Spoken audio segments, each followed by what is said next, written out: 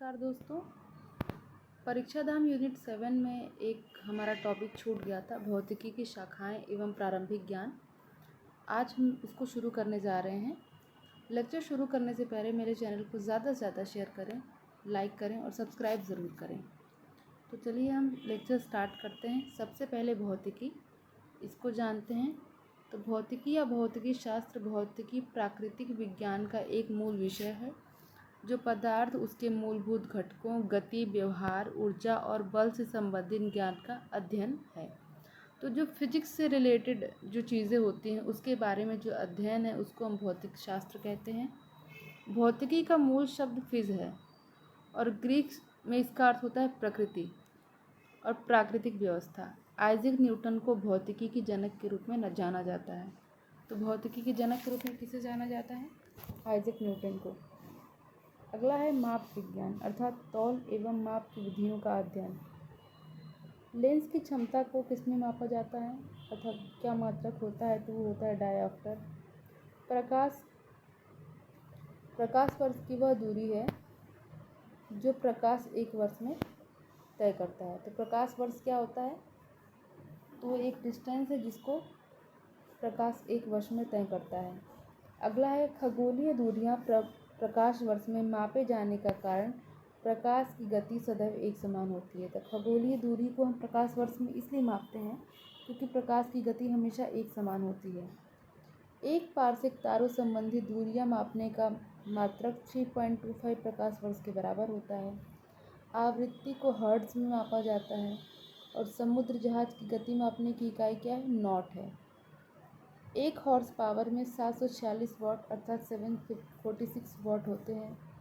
तरंग दैर्ध्य को किस में मापते हैं? हम एंगस्ट्रॉम में। और तेल का एक बैरल लगभग कितने लीटर के बराबर होता है? तो 159 लीटर के बराबर लगभग होता है। पहले तेल को हम बैरल में मापते थे, अब इसे हम घन मीटर अर्थात क्यूबिक मीटर में मापा जाता है। ओजोन परत की मोटाई मापने की क्या इकाई है? तो वो है डॉप्सन। और जल का बहाव किस में मापा जाता है? तो वो है क्यूसेक। तो ये मापने की जो इकाइयाँ थी उसको हमने पढ़ा।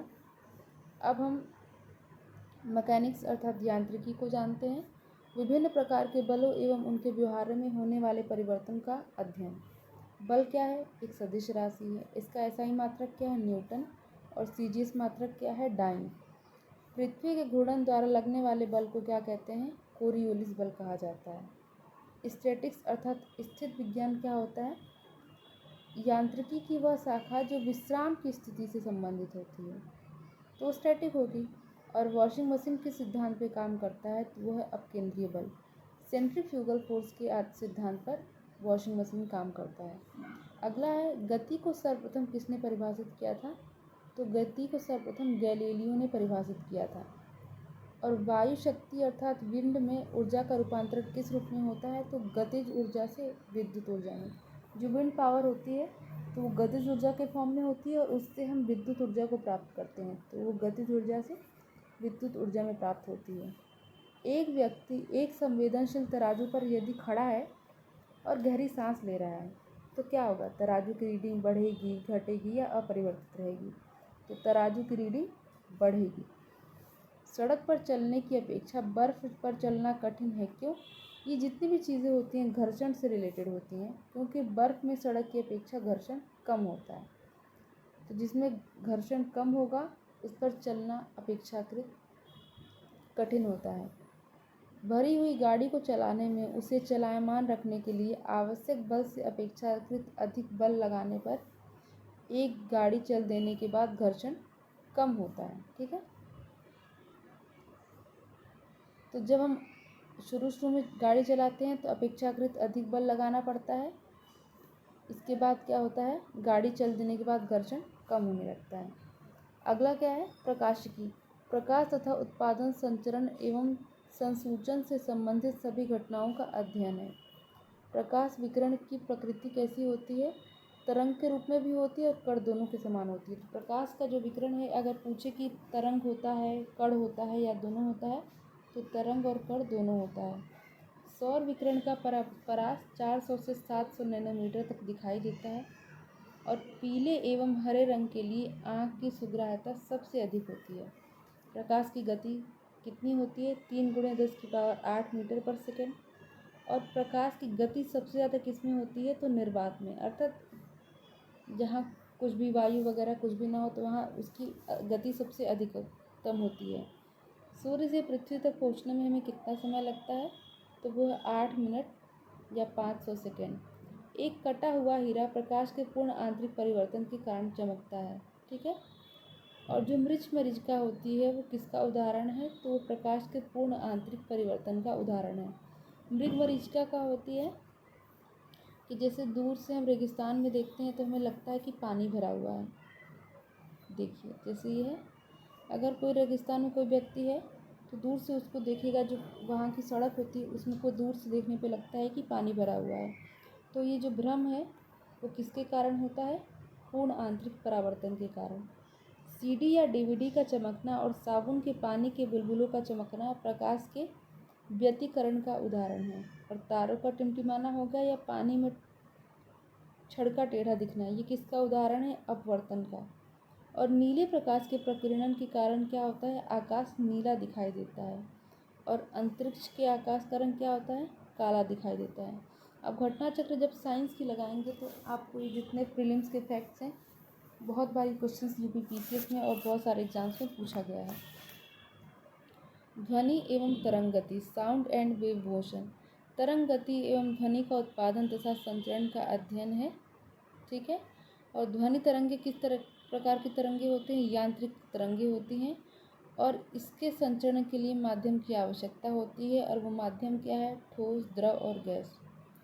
मनुष्य की जो सुनने की क्षमता होती है उसकी सीमा कितनी होती है? तो 20 से लेकर 20,000 हर्ट्ज तक की सुनने की उसकी सीमा होती है। स्टेथोस्कोप में रोगी के दिल की धड़कन की ध्वनि डॉक्टर के कानों तक किस कारण पहुंचती है? तो बहुपरावर्तन अर्थात मल्टी रिफ्लेक्शन के कारण पहुंचती है।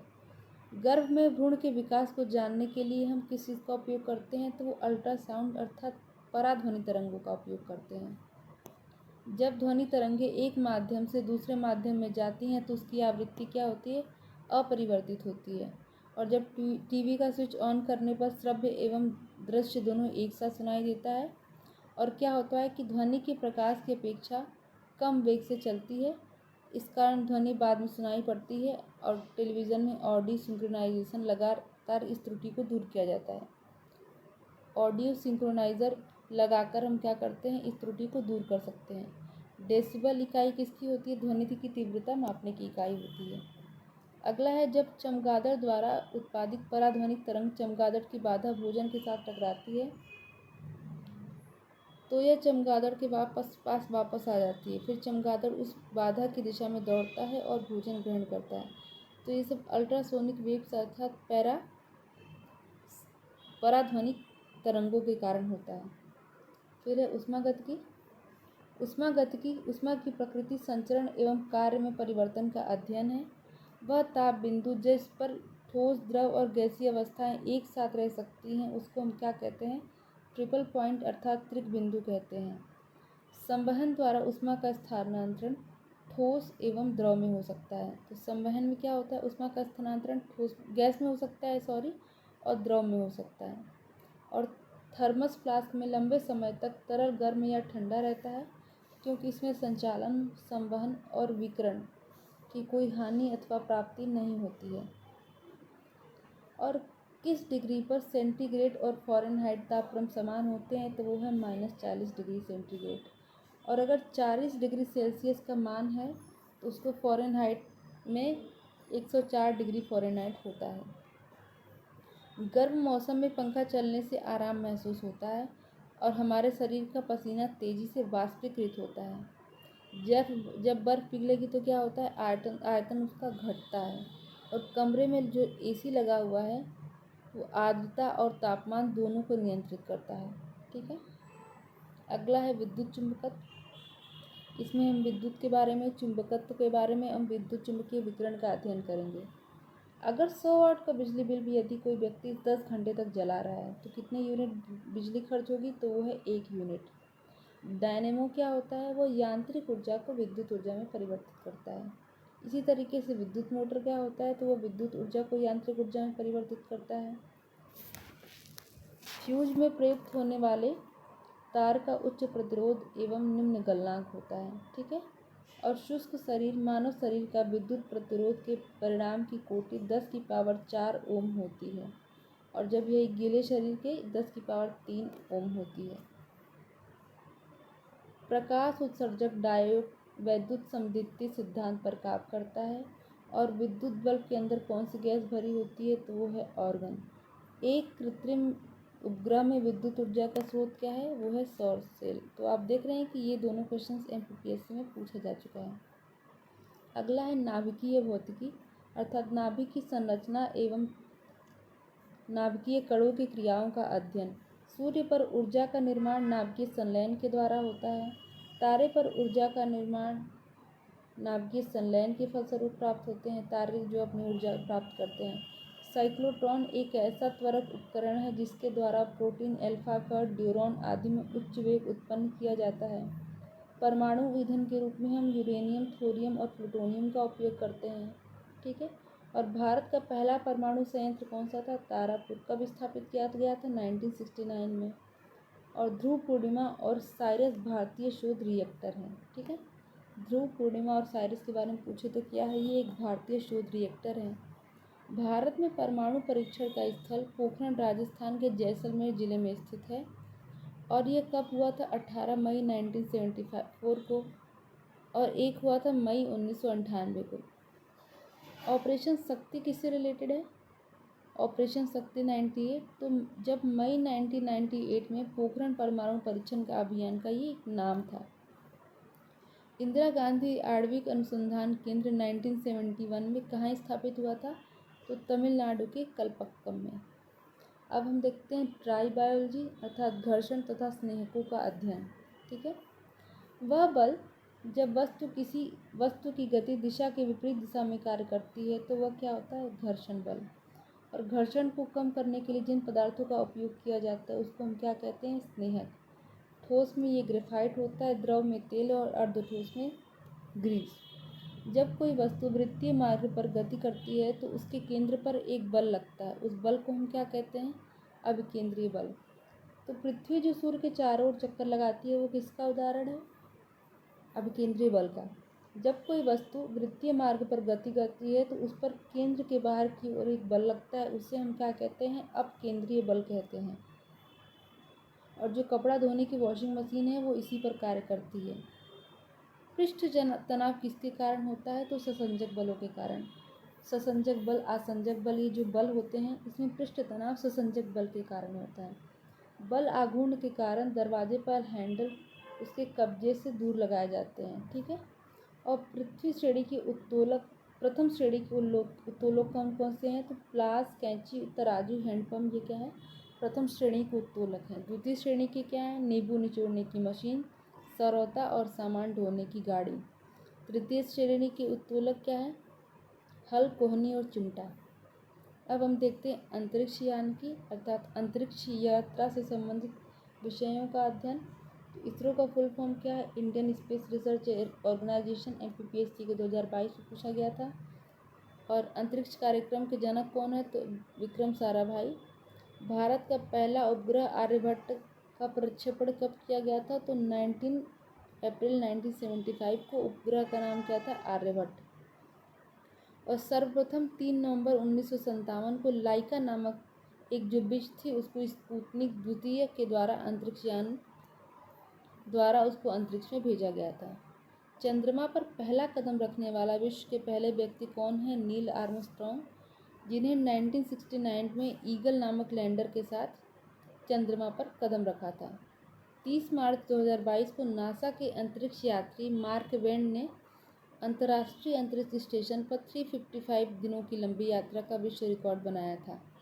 अगला है कि जो कोलंबिया, डिस्कवरी, चैलेंजर, एंडेवर और अटलांटिक अमेरिका, ये क्या है, अंतरिक्ष एजेंसी नासा के एक स्पेस शटल हैं। और नासा का अंतरिक्ष यान जो कैसनी है वो किसके लिए है, शनि ग्रह मिशन के लिए है। अगला फैक्ट है खगोलिकी से रिलेटेड। तो बिग बैंग सिद्धांत ब्रह्मांड के उद्भव की व्याख्या करता है। इस सिद्धांत का प्रतिपादन किसने किया था, जॉर्ज लेमेंटियर ने। कब किया था, 1927 में।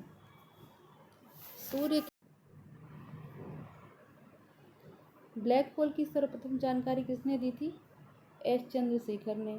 अरस्तु ने सर्वप्रथम अपनी पुस्तक ऑन द हेवेंस में क्या किया है? पृथ्वी को गोलाकार बताया है। और एक जो खगोलीय इकाई एस्ट्रोनॉमिकल यूनिट होती है वो सूर्य और पृथ्वी के बीच की औसत दूरी होती है। जब पृथ्वी का घूर्णन करती है तो दिन और रात होते हैं, और जब पृथ्वी परिक्रमण करती है तो ऋतु परिवर्तन होता है। ठीक है।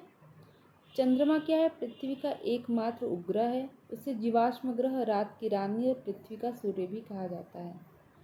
पृथ्वी से चंद्रमा का केवल कितना परसेंट हमें हिस्सा दिखता है? तो वह 57%। एक निश्चित आकृति में व्यवस्थित तारों का समूह नक्षत्र या तारामंडल कहलाता है। मैगलन क्या है? अंतरिक्ष यान शुक्र ग्रह हेतु भेजा गया एक मिशन है। और नील आर्मस्ट्रॉन्ग ने 1969 को जिस स्थान पर गए थे वह स्थान शांति का सागर अर्थात सी ऑफ ट्रैंक्विलिटी कहा जाता है। और ये वाला टॉपिक आज कंप्लीट हो गया है, भौतिकी की शाखाएं, और इसी से रिलेटेड अगला चैप्टर हम नेक्स्ट लेक्चर में देखेंगे। धन्यवाद।